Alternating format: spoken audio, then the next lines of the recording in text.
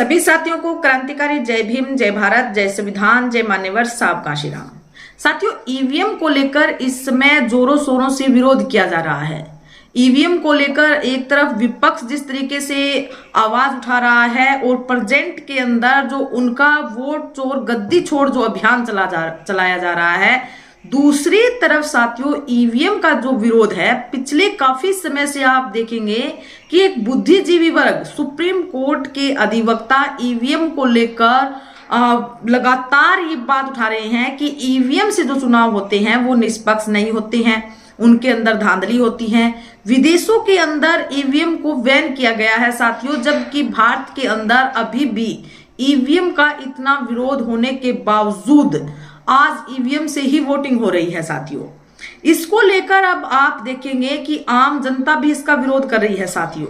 आम जनता जो ग्रामीण तबके की महिलाएं हैं, जो मजदूर वर्ग है साथियों, वो खुलकर ईवीएम के विरोध में और ईवीएम के साथ किस तरीके से धांधली की जाती है, जैसा कि बिहार चुनाव के अंदर साथियों हुआ। बिहार चुनाव के अंदर जो लोगों की तरफ से सोशल मीडिया पर साथियों जो अपडेट दी जा रही है कि किस तरीके से बिहार चुनाव के अंदर धांधली हुई, किस तरीके से चुनाव आयोग पर भी सवाल खड़े किए जा रहे हैं साथियों। एक सीरीज जो बार बार वायरल हो रही है, जो 122 का साथियों जो आंकड़ा बताया जा रहा है कि कैसे सीरीज वाइज जो एनडीए के प्रत्याशी थे उनको जीत दिलवाई गई साथियों ईवीएम के अंदर धांधली कर। इस तरीके के आरोप सोशल मीडिया पर पिछले काफी दिन से लगाए जा रहे हैं साथियों। अब आप देखेंगे कि चुनाव जो आयोग है उस पर भी सवाल उठाए जा रहे हैं, लेकिन चुनाव आयोग भी मूक है। चुनाव आयोग कुछ नहीं बोल रहा है। बोलने के नाम पर चुनाव आयोग सिर्फ यही बोलता है कि ईवीएम से चुनाव जल्दी होते हैं, ईवीएम से चुनाव निष्पक्ष होते हैं, लेकिन जो आम जनता है, आम जो लोग हैं, ये देखेंगे कि किस तरीके से जो गरीब मजदूर है और जो ग्रामीण महिलाएं हैं वो भी ईवीएम के खिलाफ खुलकर बोल रही हैं साथियों।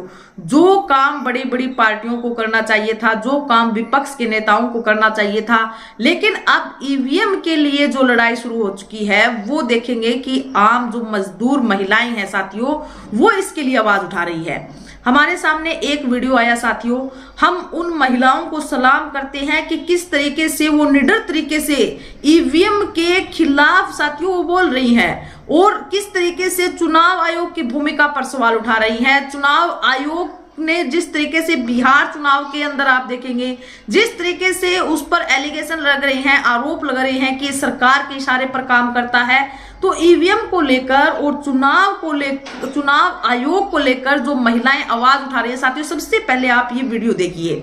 वीडियो के अंदर आप जानेंगे कि जो ग्रामीण तबके की जो महिलाएं हैं वो आज ईवीएम को लेकर अपनी जो आवाज है वो सुप्रीम कोर्ट तक पहुंचाने की बात कर रही हैं साथियों। सबसे पहले आप ये वीडियो देखिए और खुद इस पर विश्लेषण करिए साथियों। नहीं है, चुनाव आयोग चोर है तो क्या उम्मीद है, प्रधानमंत्री चोर है तो क्या उम्मीद है, गोदी मीडिया बोल रहे हैं आप, बकवास मत कर। ये बात कहाँ तक जाना चाहिए, सुप्रीम कोर्ट तक जाना चाहिए। ये बात आवाज मेरी सुप्रीम कोर्ट तक जाना चाहिए। सुप्रीम कोर्ट तक आवाज है। 8,000 कैदी जो भगा, मोदी जी कहाँ है? बंगाल से 65 लाख वोटों को जो काटा चुनाव आयोग और मोदी जी, तो 2014 में नहीं थे बिहार फर्जी, 2018 में बिहार फर्जी नहीं थे, 2024 में बिहार फर्जी नहीं थे और 2025 में तो बिहार हो गया फर्जी। बिहार का डीएन खराब है। जैसा कि साथियों आपने ये वीडियो देखा, वीडियो के मार्फत आप देखेंगे कि जो महिलाएं हैं वो सुप्रीम कोर्ट तक अपनी आवाज पहुंचाने की मांग कर रही हैं साथियों। आज भी देश की बहुत बड़ा तबका और देश की जनता को जो है साथियों आज भी सुप्रीम कोर्ट पर आस है। आज भी जो आम लोगों की निगाहें होती हैं, आम लोगों की जो आखिरी उम्मीद होती है वो सुप्रीम कोर्ट से होती है और उनकी उम्मीद होती है कि जो लास्ट ऑप्शन है हमारे पास सुप्रीम कोर्ट, वो हमारे साथ न्याय करेगा, हमारे मुद्दों पर गौर और गंभीरता के साथ सोचेगा और हमें न्याय देगा साथियों। देश के अंदर जो गलत हो रहा है, देश के अंदर जो इलीगल हो रहा है, उस पर सुप्रीम कोर्ट लगाम लगाएगा। आज भी देश का आप देखेंगे कि सुप्रीम कोर्ट पर जो उम्मीद और जो आस है साथियों वो बरकरार है। और अभी आप देखेंगे कि जो सीजेआई गवई जी हैं, मुख्य न्यायाधीश जो हैं, अभी 23 नवंबर को वो रिटायर होने वाले हैं। तो उनके पास आप देखेंगे कि लगातार जो जनता की डिमांड है, जनता की जो मांगे हैं वो जा रही हैं कि जाते जाते सीजेआई गवई जी हैं वो बड़ा काम कर जाएं। सीजेआई गवई देश हित में, जनता के हित में, प्रजातंत्र के हित में, लोकतंत्र हित में कुछ बड़ा कदम उठाकर जाए। ये उम्मीद जो आम जनता है साथियों वो सीजेआई गवई के प्रति लगाए बैठे हैं साथियों। और आप देखेंगे कि सीजेआई जो गवई जी हैं उनकी जो छवि है वो अंबेडकरवादी छवि है साथियों। बहुजन समाज के लोग, दलित समाज के जो लोग हैं वो जो सीजेआई गवई जी हैं उनके प्रति जो गहरी आस के अंदर बैठे हैं कि जाते जाते सीजेआई गवई जी कुछ महत्वपूर्ण मुद्दों पर डिसीजन लेकर जाएंगे। और आप देखेंगे कि जो ग्रामीण तबके की जो महिलाएं आवाज उठा रही हैं चुनाव आयोग की भूमिका को लेकर, ईवीएम की गड़बड़ी को लेकर, और वो बोल रही हैं कि हमारी आवाज सुप्रीम कोर्ट तक जानी चाहिए, हमें सुप्रीम कोर्ट पर आस है, सुप्रीम कोर्ट हमें न्याय देगा। साथियों, जो निडरता और जो बुलंद तरीके से जो आवाज ये महिलाएं उठा रही हैं वो आवाज जो विपक्ष के नेता हैं, विपक्ष की जो पार्टियां हैं उनको उठानी चाहिए। खैर, वो आप देखेंगे कि विरोध तो करते हैं साथियों, चुनाव के बाद जो रिजल्ट आते हैं उनका विरोध किया जाता है, लेकिन ईवीएम को लेकर और चुनाव आयोग को लेकर वो भी अपने मूक बने हुए हैं और मुंह पर लगाम लगाए हुए हैं साथियों। वो ऐसा कुछ नहीं बोलते हैं, लेकिन चुनाव के बाद वो रिजल्ट पर जरूर सवाल उठाते हैं, गड़बड़ी जैसी बातें भी उठाते हैं, लेकिन ईवीएम बैन को लेकर कोई आंदोलन उनका हमें देखने को नहीं मिलेगा।